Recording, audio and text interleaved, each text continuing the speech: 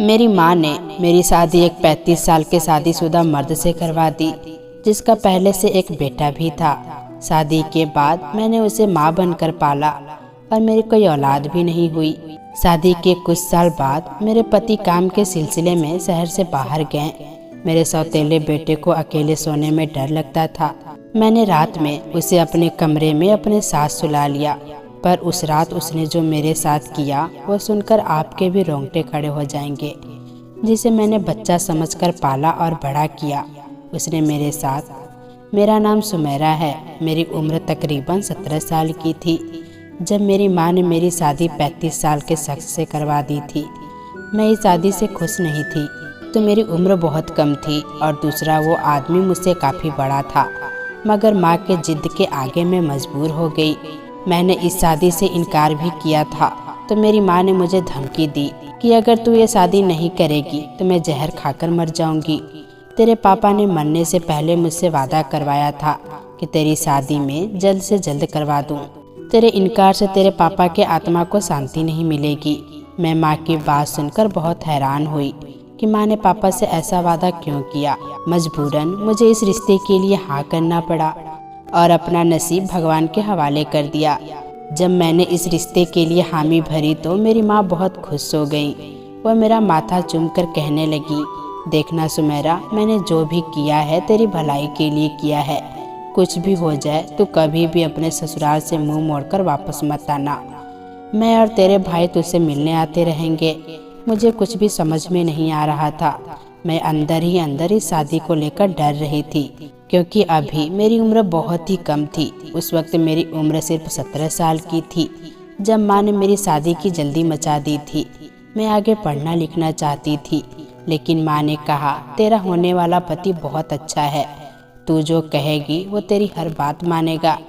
मैंने माँ से कहा, मैं आगे पढ़ना चाहती हूँ, क्या वो मुझे आगे पढ़ने भी देगा?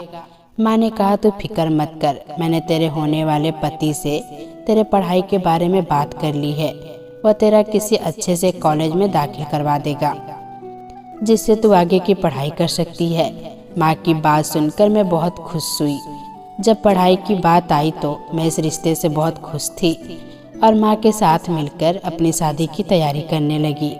मैंने देखा मेरी माँ के पास बिल्कुल पैसे नहीं थे, लेकिन मेरी माँ मेरी शादी की तैयारियों में कोई कसर नहीं छोड़ रही थी। वो हर तरह की चीज़ मेरे लिए खरीद कर ला रही थी। मैंने माँ से पूछा, माँ आपके पास इतने पैसे कहाँ से आए? तो माँ ने कहा, तेरा पति बहुत अमीर है, उसी ने सारे पैसे भेजे हैं कि मेरी पत्नी को शादी में किसी भी चीज़ की कमी ना हो। मैं हैरान थी कि ये कैसे ससुराल वाले हैं जो शादी से पहले ही इतना कुछ दे रहे हैं। लेकिन मुझे इस बात की तो खुशी थी, चाहे जो कुछ भी हो। मेरी शादी बहुत अमीर घर में हो रही थी, क्योंकि मुझे अपनी माँ के घर में पैसों की तंगी की वजह से हर छोटी छोटी चीज़ों के लिए तरसना पड़ता था। कई बार मैंने देखा कि मेरी माँ आधी रात को कहीं तैयार होकर जाती और वापस आती तो उनके हाथ में ढेर सारे पैसे होते और उन पैसों से हमारी ज़रूरतें पूरी होती। मैं सोचती कि आधी रात को मेरी माँ कहाँ जाती हैं। मैंने कई बार पूछा कि माँ आप कहाँ जाती हैं? अगर कोई नौकरी करती हैं तो मुझे भी अपने साथ ले चलिए, मैं आपकी मदद कर दूंगी। मेरी माँ ने कहा, जब तक मैं जिंदा हूँ तुम्हें कोई काम करने की ज़रूरत नहीं है। दुआ करो कि तुम्हारी शादी जल्दी से हो जाए, क्योंकि तुम मेरी बहुत बड़ी जिम्मेदारी हो। मुझे अपने बेटे की ज़्यादा फिक्र नहीं है, क्योंकि वो लड़का है। फिक्र है तो बस तुम्हारी, क्योंकि तुम लड़की हो और आजकल जैसे माहौल चल रहे हैं, ऐसे माहौल में लड़कियों की जल्द से जल्द शादी हो जाए वही बेहतर है। हमारे घर में जोरों शोरों से शादी की तैयारी चल रही थी और फिर वो दिन भी आ गया जिस दिन मेरी शादी थी। मेरी शादी महेश नाम के एक आदमी से करवा दी गई, जिसकी उम्र लगभग 35 साल थी। मैं सुहाग की सेज पर बैठी हुई अपने पति का इंतजार कर रही थी, लेकिन मन में घबराहट भी थी। जब मेरे पति महेश मेरे कमरे में आए तो वो मुझसे अजीब सी बातें करने लगे। मैंने उनसे कहा, देखिए अभी मेरी उम्र बहुत कम है और दिमागी तौर पर मैं इस रिश्ते के लिए तैयार नहीं हूँ। मुझे आपसे थोड़ा वक्त चाहिए। मेरे पति महेश ने मेरा हाथ पकड़ते हुए कहा कि तुम फिक्र मत करो, जैसा तुम कहोगी वैसा ही होगा। मैंने तुम्हें उस जहन्नुम से छुटकारा दिलवाया है। उम्मीद करता हूँ कि तुम भी मुझे खुश रखोगी। मैंने उनसे कहा कि आप किस जहन्नुम की बात कर रहे हैं, ये आप क्या बोल रहे हैं। तो मेरे पति महेश ने कहा कि तुम्हारी माँ एक तवायफ थी जो जल्द ही तुम्हें भी एक कोठे पर ले जाती, वहाँ पर तुम्हारी ज़िंदगी जहन्नुम बन जाती। मैंने जब अपनी माँ की सच्चाई जानी तो मेरे होश उड़ गए। मुझे यकीन ही नहीं हो रहा था कि मेरी माँ एक तवायफ थी। मैंने महेश की बात झुठलाने की कोशिश की कि आपको कोई गलत फहमी हुई है। महेश ने कहा, सुमेरा, मैं नहीं चाहता कि इस बारे में मैं तुमसे कोई बात करूं। बस तुम्हें मेरी बात का यकीन करना पड़ेगा कि तुम्हारी माँ एक तवायफ है, क्योंकि मैं तुम्हें सच्चाई से रूबरू करवाना चाहता हूँ। तुम्हारी माँ तुम्हें भी कोठे पर ले जाकर धंधा करवाना चाहती थी। महेश की बात सुनकर मैं बहुत ज़्यादा परेशान हो गई। मेरे हाथ ठंडे पड़ने लगे थे, लेकिन महेश ने मुझे हौसला दिया और कहा, तुम फिक्र मत करो, अब तुम मेरे साथ हो और तुम मेरे साथ बिल्कुल सुरक्षित हो। मैंने भगवान का शुक्रिया अदा किया कि उन्होंने मेरे साथ अच्छा किया कि मुझे इतना अच्छा पति मिल गया। लेकिन अभी भी मेरा दिल नहीं मान रहा था कि मेरी माँ एक तवायफ थी। कुछ देर बाद महेश ने मुझसे कहा कि सुमेरा, मैं तुम्हें कुछ बताना चाहता हूँ। मुझे पता है कि तुम मुझे समझोगी। मैंने कहा, जी बताइए। तो उन्होंने कहा कि सुमेरा, मेरी पहली शादी का मेरा एक बेटा है जो अभी 5 साल का है। मैं चाहता हूँ कि तुम उसे माँ का प्यार दो, क्योंकि मेरी पहली पत्नी यानी उसकी माँ अब इस दुनिया में नहीं है। यह बात सुनकर मैं सन्न रह गई। महेश पहले से शादीशुदा थे और उनका एक बेटा भी है। यह बात सुनकर मेरी आंखों से आंसू गिरने लगे। महेश मेरे रोने की वजह जान चुके थे। उन्होंने मेरा आंसू पोंछते हुए कहा, जो होता है अच्छे के लिए होता है। मैं तुमसे बहुत प्यार करता हूँ। मेरे दिल में तुम्हारी बहुत कदर है। महेश की बात सुनकर मैंने भी सोच लिया था कि मैं उस बच्चे को माँ का प्यार दूंगी, क्योंकि अब जो कुछ भी था यही मेरा परिवार था और उसमें उस बच्चे का कोई कसूर नहीं था। महेश यह सारी बातें समझाकर कमरे से बाहर चले गए और मैं सोने के लिए लेट गई। अगली सुबह जब मेरी आँख खुली तो वो बच्चा मेरे करीब ही था। महेश ने उसे लाकर मेरे पास बिठा दिया और कहने लगे, सुमेरा, आज से तुम्हारी औलाद है। मुझे उम्मीद है कि तुम इसे माँ का प्यार दोगी और मुझे शिकायत का कोई मौका नहीं दोगी। धीरे धीरे मेरी शादी को 2 महीने गुजर गए।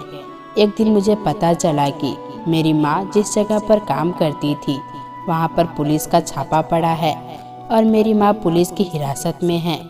मेरा एक भाई था, सुहेल।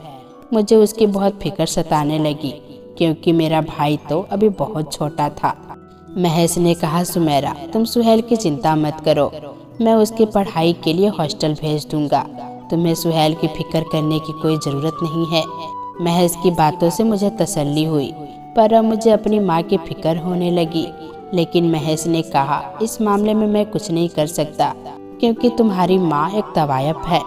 मैंने उन्हें इस काम के लिए कई बार मना किया, पर उन्होंने मेरी एक नहीं सुनी। मैंने महेश से कहा कि मैं अपनी माँ से मिलना चाहती हूँ। मेरे पति ने मेरी बात मान ली और अगले ही दिन वो मुझे मेरी माँ से मिलवाने लेकर गए। मैंने माँ से कहा, माँ, आपने यह गलत रास्ता क्यों चुना? हम भूखे ही सो जाते या किसी से मांगकर अपना पेट भर लेते, लेकिन आप एक गलत काम नहीं करती। माँ ने कहा, बेटा, मैं मजबूर थी, मेरे पास और कोई दूसरा रास्ता नहीं था। लेकिन अब मुझे अपनी माँ की किसी भी बातों पर यकीन नहीं हो रहा था। माँ से मिलने के बाद मैं महेश यानी अपने ससुराल आ गई और महेश के बेटे यानी कि समीर को पूरी तरह अपना लिया और उसे एक माँ का प्यार देने लगी। धीरे धीरे मेरी शादी को 3 से 4 साल गुजर गए, लेकिन भगवान ने मुझे अभी तक कोई औलाद नहीं दी थी। मैं भगवान से प्रार्थना करती थी कि हे भगवान, मेरी भी कोख भर दे।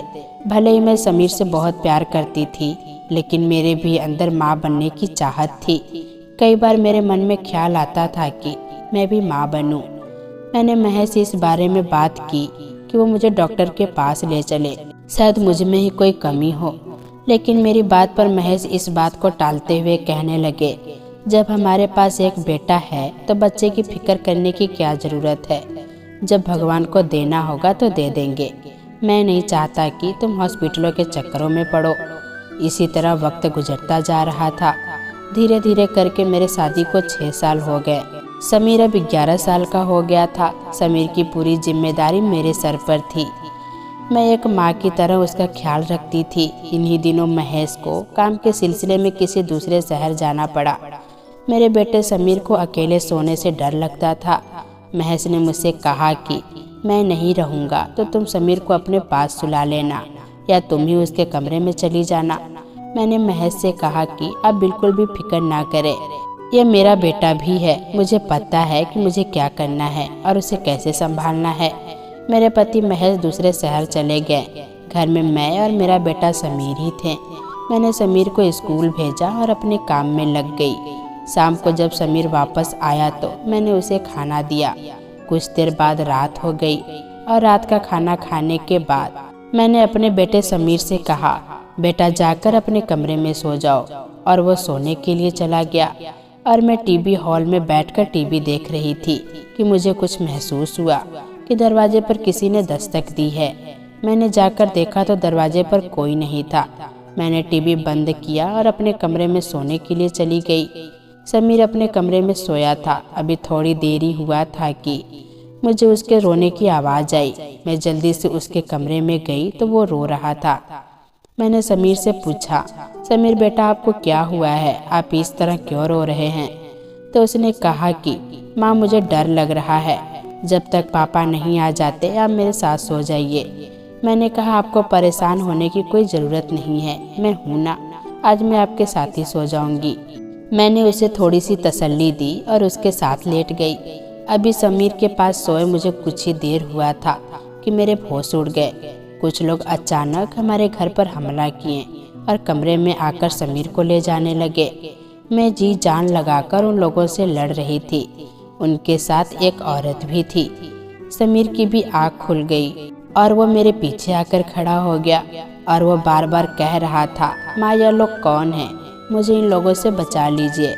मैं बार बार समीर को तसल्ली दे रही थी। मुझे कुछ समझ में नहीं आ रहा था कि आखिर ये लोग कौन हैं और समीर को क्यों ले जाना चाहते हैं। न जाने कब उन लोगों से लड़ते लड़ते मुझे चक्कर आया और मैं गिरकर बेहोश हो गई। और जब मेरी आँख खुली तो मैं अस्पताल में थी। मेरे सामने समीर था। मुझे होश में आता देखकर वो मुझे पकड़कर फूट फूट कर रोने लगा। मैंने भी उसे गले लगा लिया। महेश भी आ चुके थे और हमारे सामने पुलिस भी थी। पुलिस ने मुझसे रात की घटना के बारे में सब कुछ जानना चाहा। मुझे जो कुछ भी याद था मैंने उन्हें बताया, पर जो हकीकत पुलिस ने मुझे बताई उसे सुनकर तो मेरे पैरों तले से ज़मीन खिसक गई। जिसे मैं बच्चा समझती थी उसने यह सब कर दिखाया। पुलिस ने बताया कि जब आप बेहोश हुई तो समीर का हमारे पास फ़ोन आया। समीर ने बताया कि वो बाथरूम में आकर फ़ोन कर रहा है, हमारे घर में बहुत से गुंडे आ गए हैं, मेरी माँ बेहोश हो गई हैं और वो गुंडे हमें पकड़कर ले जाना चाहते हैं। मैंने आपके बेटे से एड्रेस पूछा और तुरंत हम आपके घर आ गए। उन लोगों ने बाथरूम का दरवाज़ा तोड़ दिया था और वो लोग समीर को अपने साथ गाड़ी में बिठाने ही वाले थे। तभी हम मौके पर पहुंच गए और हमने आपके बेटे को बचा लिया और उन गुंडों को हिरासत में ले लिया। पुलिस ने बताया कि वो औरत जो समीर को उठाकर ले जाना चाहती थी, पर अब मुझे समझ में नहीं आ रहा था कि वो इतने दिनों बाद समीर को लेने क्यों आई थी। महेश ने जब पता किया तो पता चला कि महेश की पहली पत्नी यानी कि समीर की माँ है। वो अब समीर को इसलिए अपनाना चाहती है क्योंकि उसे पता चल गया था कि समीर के नाम बहुत सी प्रॉपर्टी है और वो प्रॉपर्टी को हड़पने के चक्कर में समीर को अपनाना चाहती है। महेश ने कानून की मदद ली और कानूनी तौर पर अपनी पहली पत्नी को तलाक दे दिया। यह सब जानने के बाद मैंने समीर को अपने सीने से लगा लिया, क्योंकि अगर समीर ने अपना दिमाग नहीं चलाया होता तो पता नहीं वो गुंडे मेरे और समीर के साथ क्या करते। भगवान ने मेरी कोख सूनी रखी, लेकिन समीर जैसे बेटे को पाकर मेरी कोख भर गई। धीरे धीरे करके समीर अब बड़ा हो गया है और एक सॉफ्टवेयर कंपनी में इंजीनियर है और मेरे और अपने पापा में उसकी जान बसती है। कुछ दिनों बाद ही एक अच्छी सी लड़की देखकर मैंने उसकी शादी करवा दी। मेरी बहू भी बहुत अच्छी है, मैं उसे अपनी बेटी मानती हूँ और वो भी मुझे अपनी माँ मानती है। हर रिश्ते को अपनाया जा सकता है, फिर चाहे वो अपना हो, चाहे वो सगा हो या फिर सौतेला हो, रिश्ता कोई भी हो, बस रिश्तों में प्यार होना ज़रूरी है। तो दोस्तों, कैसी लगी ये कहानी कमेंट बॉक्स में ज़रूर बताइएगा। फिर मिलेंगे दोस्तों अगली वीडियो के साथ। तब तक के लिए अपना ख्याल रखना।